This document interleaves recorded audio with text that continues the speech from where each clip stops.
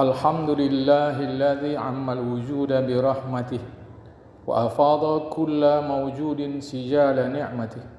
Ashhadu an la ilaha illallah wahdahu la syarika lah wa ashhadu anna Muhammadan abduhu wa rasuluh. Allahumma salli wa sallim wa barik ala sayyidina Muhammad munkidil ummah birisalatih wa ala alihi wa sahbihi alladhina nadu martabal ulya bi bahri judihi wa karamih. Amma ba'du fa ya ibadallah ittaqullaha mastata'tum wa la tamutunna illa wa antum muslimun. Qala Allah ta'ala fi kitabihil karim allazina yunfiquna amwalahum bil laili wan nahari sirran wa alaniyah falahum ajruhum 'inda rabbihim wa la khaufun 'alaihim wa la hum yahzanun. Orang-orang yang menafkahkan hartanya di malam dan di siang hari secara tersembunyi dan terang-terangan, maka mereka mendapat pahala di sisi Tuhannya. Tidak ada kekhawatiran terhadap mereka dan tidak pula mereka bersedih hati. Quran Surah Al-Baqarah Surah 2 ayat 274. Sidang Jumaat yang dimuliakan oleh Allah Subhanahu wa taala, marilah kita senantiasa berbuat baik. Berbuat baik itu di dalam bahasa Arab selalu disebut dengan amal solih yang sudah menjadi istilah kita. Di antara kebaikan yang dianjurkan di dalam Islam adalah bersedekah. Sedekah satu akar kata dengan sodaqah, artinya adalah jujur. Sedekah merupakan wujud nyata dari kepedulian kita. Sedekah sarana membersihkan jiwa dari sifat pelit, sekaligus untuk mengembangkan keberkatan harta kita. Jamaah yang dikasihi oleh Allah Subhanahu wa taala, pengertian semula atau akar kata bahasa Arab sedekah secara bahasa Arab artinya adalah jujur. Kenapa disebut jujur? Karena orang ini berarti mengakui segala pemberian Tuhan yang ada pada dia. Dalam agama, sedekah itu artinya adalah mengeluarkan sejumlah harta yang tertentu. Ada kalanya wajib, itulah zakat. Ada kalanya sunat, itulah yang lain-lain jamaah. Hanya memang sedekah itu dalam fikih diperuntukkan kepada orang-orang fakir miskin dalam pengertian khusus. Dalam pengertian umum, sedekah adalah apa yang kita keluarkan, sejumlah harta yang kita keluarkan. Secara umum pula jamaah yang dikasihi oleh Allah Subhanahu wa taala, meskipun akar semulanya sedekah adalah terhadap harta ditujukan oleh agama, tetapi selain daripada harta pun bisa kita sedekahkan. Bisa bersedekah ilmu, bersedekah tenaga, bersedekah fikiran, bersedekah doa. Kita yang tidak punya harta mungkin masih punya ilmu, bisa kita berikan untuk kepentingan ramai.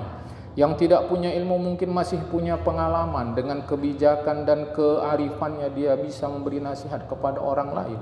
Dengan tenaganya dia bisa membantu memudahkan hidup atau membantu malah memudahkan hidupnya sendiri dan hidup orang lain. Tetapi kalaupun kita tidak punya itu semua, kita masih punya sarana doa. Doa bisa kita sebutkan siapa yang kita perlukan di dalam doa itu. Siapa yang kita tujukan bisa kita sebutkan di dalam doa kita jamaah. Itu juga termasuk bersedekah. Luas sekali makna sedekah, sehingga kita tidak punya alasan untuk tidak bersedekah sebagai bukti kejujuran atas nikmat yang Tuhan berikan kepada kita. Balik ke fokus tentang harta, dalam sebuah hadis Rasulullah menyebutkan, hadis riwayat Imam Tabarani.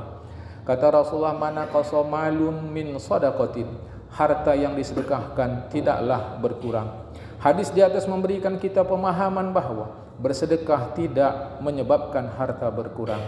Meskipun secara nominal, secara angka dan secara kasat mata jelas angka-angka kita itu keluar, jelas angka-angka kita itu berkurang, jelas angka-angka itu kita lihat tidak lagi seperti semula. Saya punya uang 10.000, ketika saya sedekahkan 2.000 rupiah, dia menjadi 8.000 rupiah. Secara nominal iya, tetapi secara mutu, secara kualitas Allah Subhanahu wa taala mengganti dengan balasan baik di dunia maupun di akhirat. Mustahil Allah Subhanahu wa taala menyelisihi janjinya. Orang yang bersedekah pasti dibalas oleh Allah dan kita tidak perlu menunggu balasan itu. Bahkan kadang-kadang yang Allah balaskan tidak ada dalam fikiran kita, tapi itu untuk kebaikan kita. Jangan ragu janji Allah Subhanahu wa taala. Perhatikan di dalam Al-Quran surah yang sama ayat 261. Bismillahirrahmanirrahim. Mathalul ladzina yunfiquna amwalahum fi sabilillahi kamathali habbah ambatat sab'a sanabila fi kulli sumbulatin mi'atu habbah wallahu yudha'ifu liman yasha wallahu wasi'un alim. Perumpamaan orang-orang yang menginfakkan, memberikan, mengeluarkan, mensedekahkan hartanya di jalan Allah adalah seperti orang-orang yang menabur sebutir biji, sebutir benih yang menumbuhkan 7 tangkai, setiap tangkai ada 100 biji. Allah melipat gandakan balasan bagi siapa yang Dia kehendaki. Allah Maha luas lagi Maha mengetahui. Kita tidak perlu pula berhenti pada angka-angka 7 yang ada di dalam ayat yang disebutkan. Tidak perlu kita mengkalkulasi sekali saya sedekah dibalas Allah 700, tidak. Karena ujung ayat memberikan penegasan, Allah melipat gandakan bagi siapa yang Dia kehendaki. Maknanya pemberian, balasan, anugerah yang Allah berikan kepada orang-orang yang bersedekah di luar kemampuan akal kita untuk memikirkannya, jamaah. Yang terpenting bagi kita tetaplah bersedekah. Tidak ada alasan kita untuk tidak bersedekah sama sekali. Dari mimbar ini saya katakan, hati-hati yang beralasan tidak bisa sedekah. Hati-hati, tidak ada alasan. Karena saya tidak punya harta, tapi mungkin saya masih punya ilmu. Tidak punya ilmu, mungkin masih punya fikiran yang baik yang bisa dimanfaatkan oleh orang lain. Fikiran yang baik pun saya tidak punya, mungkin saya masih punya pengalaman. Itu pun juga tidak punya, paling tidak saya punya tenaga. Kalau tenaga saya pun tidak punya, paling tidak saya masih bisa mengangkatkan tangan untuk menyebut seseorang di dalam doa saya demi kebaikan itu. Jadi tidak ada alasan kita untuk tidak bersedekah. Jamaah yang dikasihi oleh Allah Ta'ala, sedekah adalah kebaikan yang tidak mengenal waktu. Kapanpun, dimanapun, Islam menganjurkan kita untuk bersedekah. Perhatikanlah jamaah yang disebutkan di dalam awal khutbah saya tadi. Orang-orang itu menginfakkan hartanya siang maupun malam. Ayat itu mendahulukan malam dan siang hari. Baik secara rahasia, senyap maupun terang-terangan. Pahala untuk mereka di sisi Tuhan. Menurut Sayyid Muhammad Tantawi dalam kitab beliau Tafsirul Wasit, beliau menyebutkan ayat di atas mengandung pujian bagi orang-orang yang bersedekah tanpa mengenal waktu dan kondisi. Mereka mereka bersedekah di semua kondisi, baik siang maupun malam, senyap maupun terang-terangan. Hal ini tidak lain karena keimanan yang telah mengakar kuat di dalam hati mereka. Keimanan yang baik itu tidak memperdulikan situasi kondisi. Yang terpenting bila saya mampu mendonasikan akan saya lakukan. Begitulah pesan dalam ayat tadi.